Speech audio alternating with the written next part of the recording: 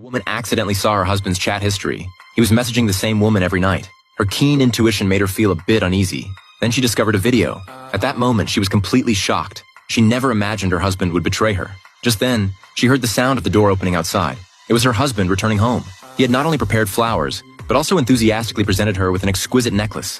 However, he failed to notice that his wife's face was already filled with weariness. The next day, he took out their wedding video. Listening to the vows her husband had once made to her, Sarah felt terrible inside. To punish this unfaithful man, Sarah carefully devised a revenge plan. She pretended to be a gentle and attentive wife and invited her husband on a trip together. Taking advantage of a beautiful scenic spot along the way, Sarah began using photography as an excuse to slowly lure John to the edge of a cliff. When her husband was captivated by the beautiful scenery, Sarah quietly raised her arm. But voices from behind unexpectedly interrupted Sarah's carefully designed plot. Seeing her husband eagerly walk over to help, she realized this opportunity was lost. But Sarah would not give up just yet, because the journey had only just begun. Looking at her sleeping husband, Sarah started plotting again.